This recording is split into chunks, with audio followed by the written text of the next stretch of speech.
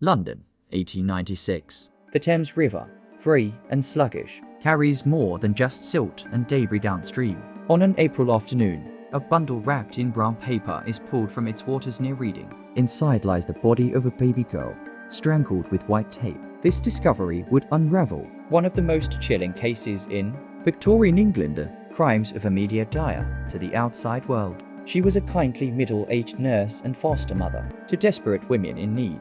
She offered a discreet solution: to take in unwanted children and care for them for a fee. But behind her respectable facade, Amelia Dyer was something far darker. She was the most prolific baby murderer in British history, a woman whose baby farming business hid a trail of unimaginable cruelty. Over decades, she is suspected to have murdered hundreds of infants, making her one of history's deadliest serial killers. This is the story of the baby farmer of Victorian England, a tale of poverty, desperation, secrecy, and murder. The late 19th century in England was a paradoxical time. On one hand, it was the era of empire, wealth, and progress. Railways stretched across the land, factories drove industrial power, and London was the largest city in the world. But beneath this prosperity lay crushing poverty, overcrowded slums, and harsh social judgments, especially for unmarried mothers. Respectability was everything. For a woman to fall pregnant outside marriage was a scandal. It could ruin reputations, end careers, and force women into destitution. Poor women, particularly those working as domestic servants, had few options.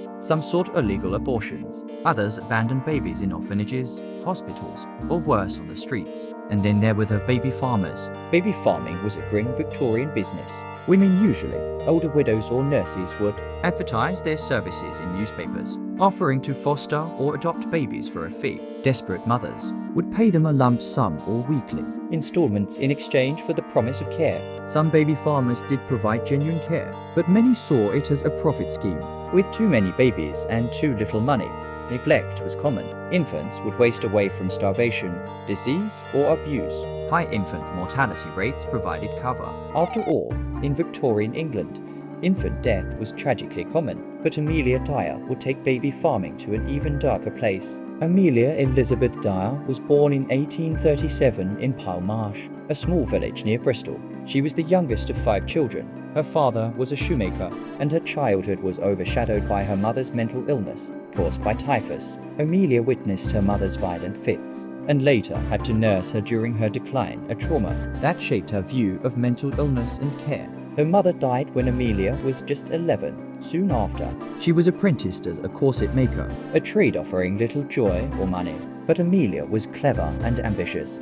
She eventually married George Thomas, an elderly man 35 years her senior, and moved to Bristol. It was during this time that she trained as a nurse and midwife, professions that gave her credibility, access to vulnerable women, and knowledge of how to manipulate life and death. When her husband George died, Amelia was left widowed and financially strained. Nursing wages were poor, and she looked for alternative ways to earn money. It was then that she discovered baby farming. She remarried in 1872 to William Dyer, a brewer, but the marriage was troubled. Soon, Amelia began running her own baby farming business in Reading. It would become her most infamous occupation. Amelia's advertisements were carefully worded to appeal to mothers in distress. One of her newspaper ads read, "Married couple with no family would adopt a healthy child. Nice country home. Terms, £10 to desperate single mothers." This was salvation.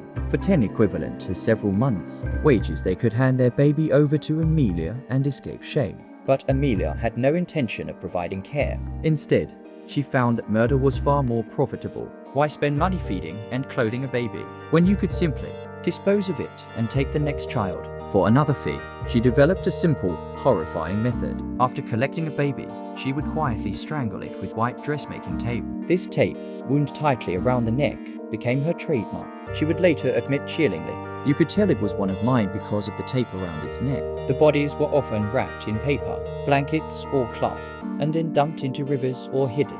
For years, Amelia operated undetected. Babies died in her care, but authorities rarely questioned her. Infant death was common, and she knew how to evade suspicion.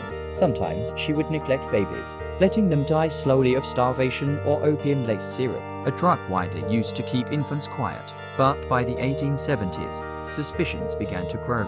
Amelia's first brush with the war came in 1879. A doctor became suspicious when so many infants under her care died suddenly. She was arrested not for murder, but for neglect. Astonishingly, she received just 6 months of hard labor. When released, she resumed her business almost immediately. Over time, Amelia also began struggling with alcoholism and mental instability. She had multiple stays in mental asylums, but it's believed these were partly strategic. Some historians argue she would feign insanity to avoid deeper investigations. Despite scrutiny, she continued taking in babies. Authorities were slow to act, and in Victorian England, cases of poor infants dying rarely made headlines. Amelia thrived in this environment of indifference. By the 1890s, Amelia was in her late 50s, but still running her deadly trade. She had moved from place to place: Bristol, Cardiff, reading, always leaving when suspicions rose. What made her particularly dangerous was her adaptability. She changed names frequently, used aliases in her newspaper ads, and rented different lodgings. She sometimes even enlisted her own daughter, Polly, and son-in-law to help manage the influx of children. But her undoing would come not from the police directly, but from the waters of the River Thames. On April 30, 1896, a bargeman near Reading spotted a brown parcel floating in the Thames. He hauled it aboard, curious. Inside was a baby girl, about 6 months old, wrapped in linen with a telltale strip of white tape knotted tightly around her neck. The police were called. Unlike many past discoveries, this time the evidence was damning. The wrapping paper bore a faint name and address traceable back to Amelia Dyer. The police launched surveillance. They sent a young woman undercover to Amelia's home, pretending to be a mother seeking care for her child.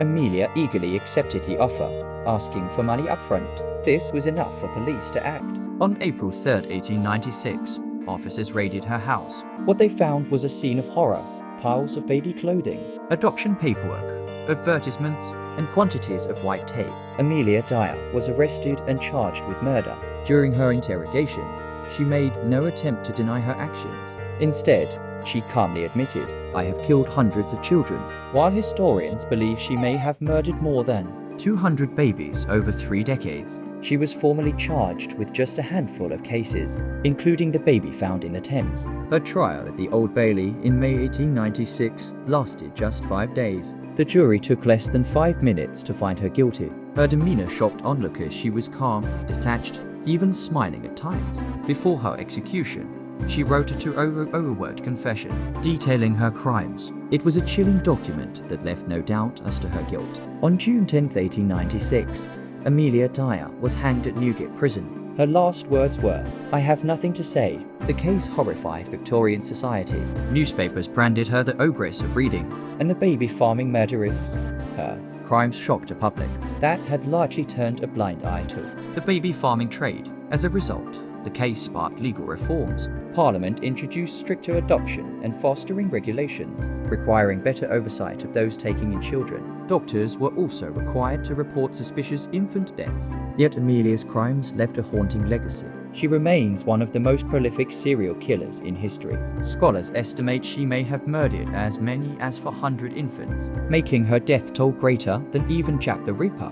Her story endures as a grim reminder of how poverty, stigma, and indifference can allow unimaginable horrors to thrive. The story of Amelia Dyer is not just about one woman's cruelty, it's about the society that enabled her. A society where women were punished for having children out of wedlock, where poverty stripped mothers of choices, and where infant deaths were ignored as commonplace. Amelia Dyer's baby farming empire thrived in this darkness, and while her execution ended her reign of terror, the echoes of her crimes still haunt Victorian history. So I leave you with this question: was Amelia Dyer simply an opportunistic killer, or was she the monstrous byproduct of a society that left desperate women with nowhere else to turn? Thank you for watching Crimes Through Time. If this story fascinated you, make sure to hit the like button and subscribe for more journeys into history's darkest mysteries. And tell us in the comments, do you think Amelia Dyer killed hundreds, or has her death toll been exaggerated by history?